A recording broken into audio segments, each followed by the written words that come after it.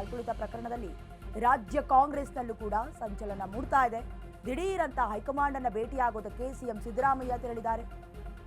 ಇಂದು ಬೆಳಗ್ಗೆ ದೆಹಲಿಗೆ ಪ್ರಯಾಣವನ್ನ ಬೆಳೆಸಲಿದ್ದಾರೆ ಸಿಎಂ ಸಿದ್ದರಾಮಯ್ಯ. ಬೆಳಗ್ಗೆ 11 ಗಂಟೆಗೆ ರಾಹುಲ್ ಗಾಂಧಿಯನ್ನ ಭೇಟಿಯಾಗಿ ಮಹತ್ವದ ಚರ್ಚೆ ನಡೆಯುತ್ತೆ. ಈಗಾಗಲೇ ಡಿಸಿಎಂ ಡಿಕೆ ಶಿವಕುಮಾರ್ ದೆಹಲಿಯಲ್ಲಿ ವಾಸ್ತವ್ಯವನ್ನ ಹೂಡಿದ್ದಾರೆ. ಸಿಎಂ ಡಿಸಿಎಂ ಒಟ್ಟಿಗೆ ರಾಹುಲ್ ಭೇಟಿಯಾಗಿ ಚರ್ಚೆಯನ್ನ ನಡೆಸ್ತಾರೆ.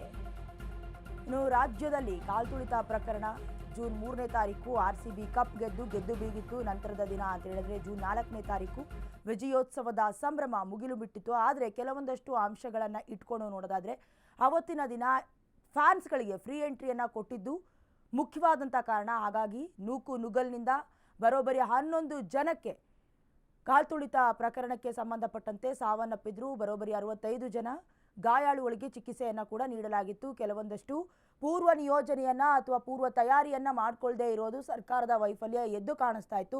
ಕೆಲವೊಂದಷ್ಟು ಇಲಾಖೆಗಳ ಮೇಲೆ ಅಥವಾ ಕೆಲವೊಂದಷ್ಟು ಡಿಪಾರ್ಟ್ಮೆಂಟ್ಗಳ ಮೇಲೆ ಬೆರಳು ಮಾಡಿ ತೋರಿಸುವಂಥ ಸ್ಥಿತಿ ಕೂಡ ನಿರ್ಮಾಣವಾಗಿತ್ತು.